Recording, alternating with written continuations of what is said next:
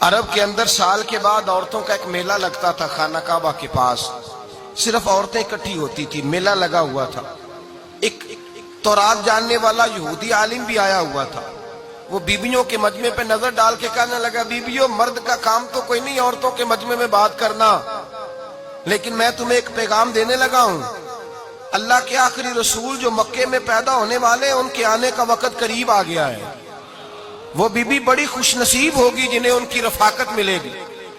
عورتوں نے جب دیکھا کہ مرد آ گیا عورتوں کے میلے میں تو انہوں نے ڈانٹا جھڑکا، کہا چل اٹھا اپنی کتابیں اور نکل جا۔ حضرت خدیجہ کہتی ہیں باقیوں نے ڈانٹا پر میں نے بات پلے سے باندھ لی، میں نے پلے سے باندھ لی اور میں انتظار کرنے لگی کہ اللہ کرے وہ نصیب میرے ہی ہو، اللہ کرے مقدر میرا ہی کھلے۔ آپ فرماتی میں تسبیح پڑھتی، درود پڑھتی، میں اس زمانے میں جو اللہ کا ذکر جس طرح ہوتا تھا وہ میں شروع کرتی، اور جب فارغ ہوتی تو میں التجا کرتی کہ اللہ میرے نصیبے کھول دے۔ کہتی ہیں آہستہ آہستہ آہستہ آہستہ میں حضور کی تعریف سننے لگی، آہستہ آہستہ تعریف سننے لگی۔ نبی پاک صادق ہیں، امین ہیں، سچے ہیں، دیانتدار ہیں، اس برے اور میلے معاشرے میں بھی وہ سب سے اعلیٰ بھی ہیں اور سب سے اجلے بھی ہیں، وہ سب سے پاکیزہ ہیں۔ میں سننے لگی تعارف، آہستہ آہستہ میں ان کی گرویدہ ہونے لگی۔ ادھر نبی پاک صلی اللہ علیہ وسلم اپنے چچا جناب ابو طالب کے پاس رہتے تھے، قحط آ گیا، حالات بگڑ گئے۔ حضور سید عالم صلی اللہ تعالی علیہ وسلم سے چچا کہنے لگے بیٹے اگر مال تجارت لے کے شام جاؤ تو بڑا نفع کماؤ گے، ہمیں ضرورت بھی ہے، اور اگر ہو سکے تو ختیجہ کا مال لے کے جاؤ۔ نبی پاک نے کہا چچا میں نہیں کہوں گا کسی سے جا کے، میں نہیں کہتا کسی سے جا کے، جو میرے نصیب میں ہوگا میرا رب خود عطا فرمائے گا، میں نہیں کہوں گا۔ مصطفیٰ نے تو نہیں کہا۔ حضرت خدیجہ رضی اللہ تعالیٰ عنہ کہتی ہیں میں نے خود اپنی خادمہ کو بھیجا، میں نے کہا جا کے پوچھو تو صحیح کہ میرا مال قبول ہوتا بھی ہے کہ نہیں، پوچھو۔ نبی پاک صلی اللہ علیہ وسلم سے پوچھا، حضرت خدیجہ کی خواہش ہے کہ آپ مال لے کے جائیں، حضور نے قبول کر لیا۔ جناب خدیجہ الکبریٰ رضی اللہ تعالیٰ عنہ کے غلام تھے، میسرہ ان کا نام تھا۔ جناب خدیجہ نے ان کو ساتھ بھیجا، فرمایا تین باتیں ارشاد فرمائی۔ ایک تو فرمایا سارا رستہ غور سے دیکھنا میرے نبی کے ساتھ کیا معاملات درپیش ہوتے ہیں، ابھی اعلان نبوت نہیں کیا، فرمایا ذرا غور کرنا، میرے مصطفیٰ کا مطالعہ کرنا اور مجھے واپس آ کے سبق سنانا، وہ جو تم نے چہرہ بددعا کی تلاوت کی ہو ذرا مجھے واپس آ کے سنانا۔ جنہاں نے دل پر جانی ڈٹھا ہو اکھیاں ہی تک لئیاں، تو ملے ہوں تے ساجن ملیا ہوں ناساں لگ پئیاں، ذرا جا کے نا تلاوت کرنا اور مجھے دکھ۔ اور دوسرا فرمایا تم میرے غلام ہو تو مصطفیٰ کے بھی غلام بن کے رہنا، میں سنتی ہوں کہ کردار کے، افکار کے، نظریات کے، عظمت کے بلند و بالا، وہ جیسے کہیں ویسے کرنا۔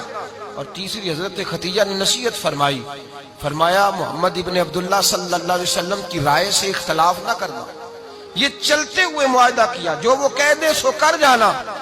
غلام کہتے ہیں میں ساتھ گیا، باتیں میں نے سن لی، لیکن جب سفر شروع ہوا نا ابھی چند منزلیں طے ہوئی تھی، میں نے کہا خدیجہ آپ نے کیا نصیحت کرنی تھی، ان کے ساتھ جو رہے گا وہ ان کا غلام ہی بن جائے گا، ان کے ساتھ جو رہے گا تو اجے میرا محبوب نہیں ڈٹھا جن ویکھ کے چن شرماوے، جے رکھے ہاتھ پھلاں وچ ہاتھ نال پھلا رل جاوے، تے ادھی راتی چن چڑھ جاندے جدوں جلوہ فرماوے۔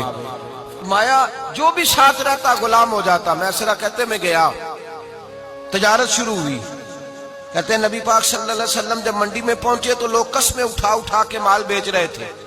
اللہ کے محبوب جب گئے نا تجارت کرنے تو ایک آدمی کہنے لگا چلو معاذ اللہ بتوں کے نام تھے لات و منات، کہنے لگا لات کی، عزا کی، منات کی قسم اٹھاؤ، تو نبی پاک فرمانے لگے ان کی قسم اٹھاؤں جن کا میں نام لینا بھی پسند نہیں کرتا، ابھی اعلان نبوت نہیں کیا۔ اور فرمایا ویسے بھی میں قسم دے کے مال نہیں بیچتا، خریدنا ہے تو خریدو، نہیں خریدنا تو نہ خریدو۔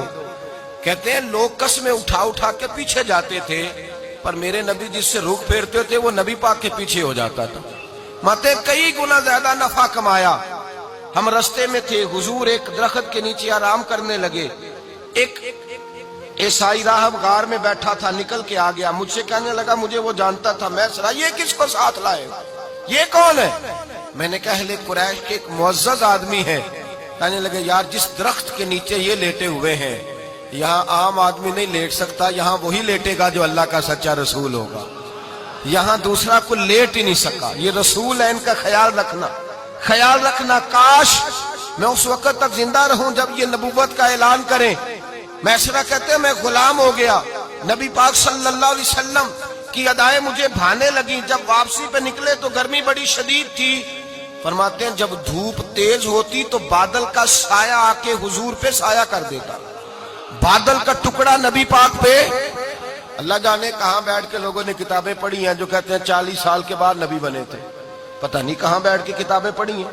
ہم نے تو جو سیرت پڑھی ہے وہ بتاتی ہے کہ تیری حیات پاک کا ہر لمحہ پیغمبر لگے، ہر لمحہ پیغمبر لگے. یہاں تو وہ لوگ جو کئی سال پہلے 20 اور 25 سال پہلے حضور سید عالم صلی اللہ علیہ وسلم کی رفاقت میں رہے وہ اعلان کر دو. لوگ پتہ نہیں کہاں بیٹھ کے کتابیں پڑھتے ہیں، کہاں بیٹھ کے. میرے نبی پاک سے صحابہ نے پوچھا حضور آپ کب نبی تھے؟ فرمایا ابھی آدم کی مٹی گوندی جا رہی تھی، ابھی آدم کی مٹی گوندی جا رہی تھی، میں تب بھی اللہ کا رسول تھا. میرے بھائی نبی رحمت سید عالم صلی اللہ علیہ وسلم کے غلام حضرت خدیجہ کے غلام کہتے واپس آیا. اور پہلے بھی کئی دفعہ حضرت خدیجہ کا مال گیا تھا، بڑے نفع آئے تھے، پر جو نفع اس سال آیا وہ پہلے کبھی نہیں آیا تھا. کہتے ہیں مجھ سے حضرت خدیجہ کی سہیلی بھی بیٹھی تھی، میں بھی آ گیا. اور جناب خدیجہ کی سہیلی کہنے لگی چل مال کے بارے میں کچھ بتا، کتنا بکا؟ میں نے کہا مال چھوڑو، مصطفیٰ کی سنو. اور پھر کہتی چلو ٹھیک ہے، بادل سایہ کرتا تھا، چلو ٹھیک ہے. تم سے راہب نے پوچھا تھا یہ صحیح ہے، انہوں نے تیری سارے رستے بڑی خدمت کی، تیرا بڑا خیال رکھا، پر یہ بھی بتا تجارت کیسے ہوئی؟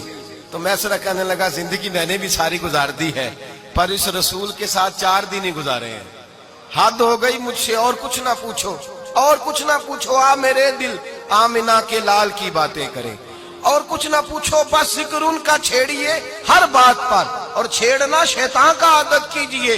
بس مجھے حضور کے تذکرے بیان کرنے ہیں، ذکر مصطفیٰ کرنا ہے. حضرت خدیجہ الکبریٰ بڑی متاثر ہوئی. کہتی ہے مجھے درجنوں لوگوں نے پیغام نکاح دیا تھا پر میں نے سنی نہیں تھی. میں نے نفیسہ کے ہاتھ پیغام بھیجا. میں نے کہا میری عمر 40 سال ہے، ان کی 25 سال ہے، اور میرا احوال اور طرح کا ہے. وہ شہنشاہ ہے، جا کے پوچھو تو صحیح، بھلا میں قبول ہوتی ہوں؟ پوچھو.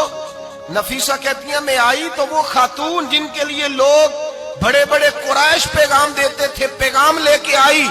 تو رسول پاک نے عجیب رنگ بیان کیا اپنی سیرت کا. جب میں پہنچی میں نے کہا خدیجہ نکاح کرنا چاہتی ہیں؟ نفیسہ کہتی ہے میرا خیال تھا کہ کوئی اور ہوتا تو کرسی سے اٹھ کھڑا ہوگا، فوراً کہے گا اچھا جلدی کرو بات کرو. جب میں نے آ کے کہا نا حضور خدیجہ نکاح کرنا چاہتی ہے، تو نبی پاک نے میری طرف دیکھا، فرمایا وہ کہتی ہے کہ تم کہتی ہو؟ کہا وہ کہتی ہیں. تو حضور نے فرمایا ٹھہر جاؤ، میں اپنے چچا سے پوچھ کے بتاؤں گا، میں مشورہ کروں گا، میں پوچھ کے بتاؤں گا. آج بچوں کو کچھ سبق بڑے یاد ہیں.